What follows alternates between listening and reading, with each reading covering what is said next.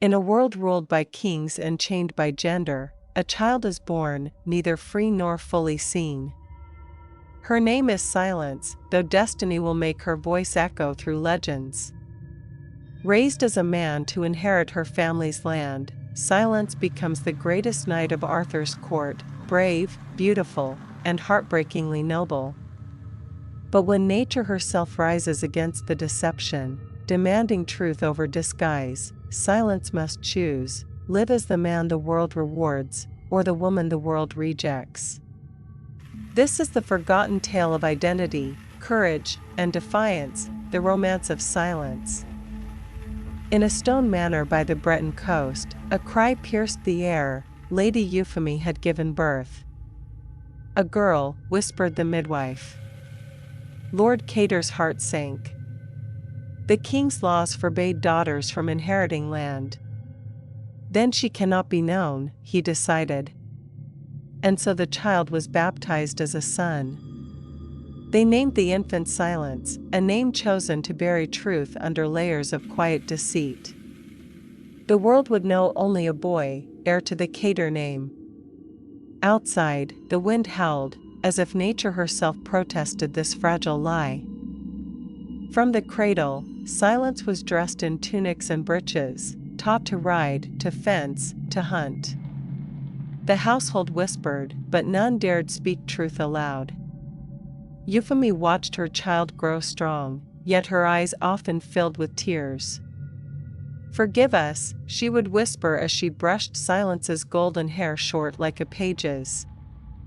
And though Silence felt different, something unspoken thrumming beneath, he learned that men were praised for strength while women were punished for wanting it. So, Silence smiled, learned to swing a sword, and buried her questions deep beneath the armor of boyhood. Silence grew into a tall, graceful youth with a voice that could still the storm. His tutor marveled, "Your song could charm the angels." Music, like combat, became his weapon. Villagers spoke of the young heir who sang as beautifully as he fought. Yet when he gazed into the river's reflection, confusion stared back. The face was fairer than most men's, softer, almost divine. Sometimes, he'd whisper to the rippling water, "Who am I, truly?" But the water gave no answer, only silence staring back at silence, both prisoner and performer in a play of gender and fate. Word of the young knight's talents reached Camelot. King Arthur himself summoned Silence. In shining mail, he rode to the court, his banner marked by a silver harp. The hall fell silent when he entered, a knight of ethereal beauty, voice pure as morning bells. He was tested in song, in sword, and in honor, and each time he triumphed. Arthur declared, "You are worthy of the round table." Silence knelt, heart pounding. In that moment, he became what the world believed him to be, not the daughter of Cater, but Sir Silence, Knight of the Realm. Fame is a double-edged sword. The other knights envied his grace, ladies swooned at his gentleness. None could rival his charm, or his mystery. But in the court's shadows, whispers stirred. "He is too fair," some said. "Too delicate to be born of man." One knight, jealous and cruel, sought to unmask him. During a feast, he cornered Silence. "Tell me, who are you beneath that charm?" Silence met his gaze, calm but cold. "I am who I choose to be," he said. And with that, he silenced the court with a single truth wrapped in defiance.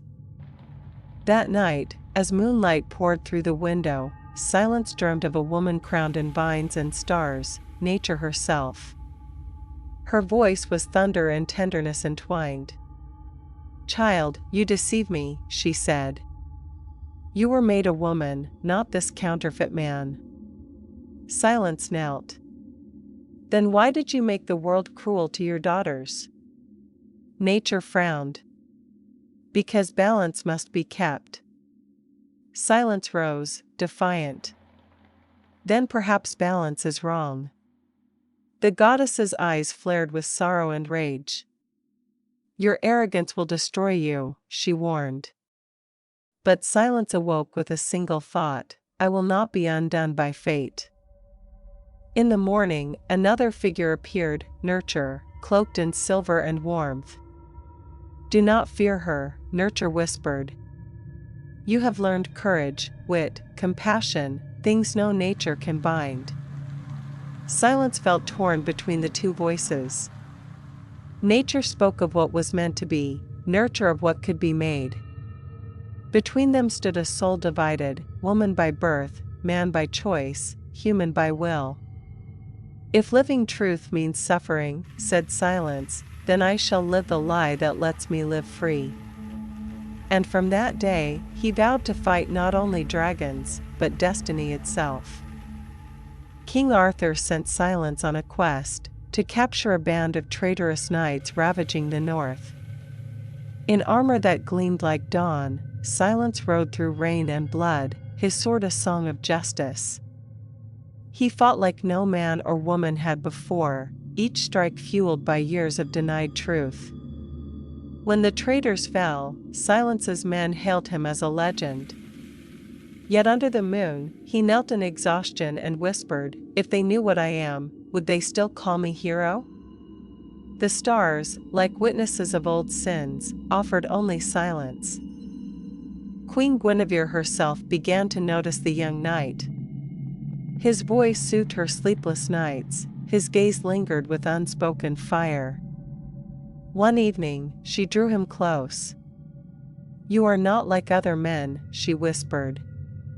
Silence froze, torn between desire and dread.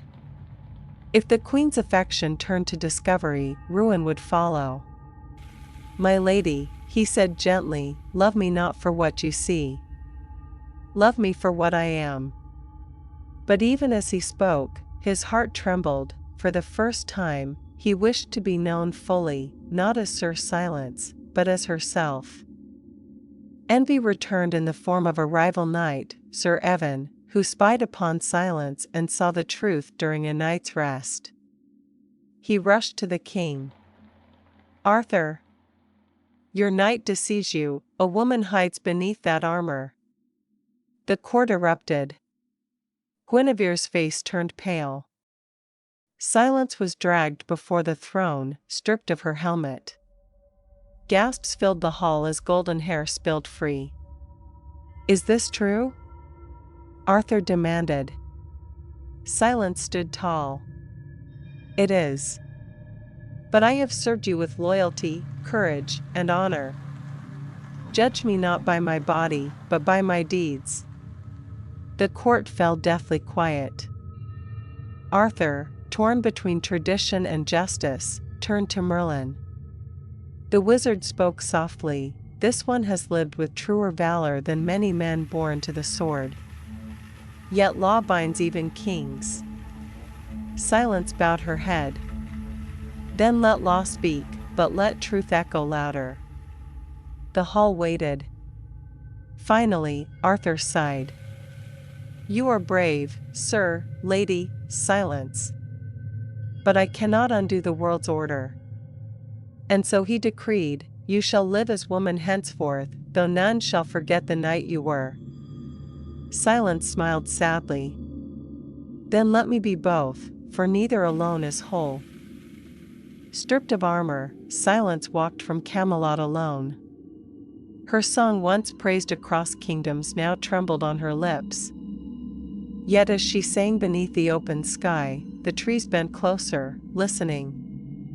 Nature herself appeared again. You see now, she said. You cannot defy design. Silence lifted her gaze. No, lady. I defied cruelty. The goddess paused, hearing the truth within that soft defiance. For the first time, she did not argue. Then go, nature murmured, and carry your name with grace. Silence walked on, neither defeated nor defined, only reborn. Years passed.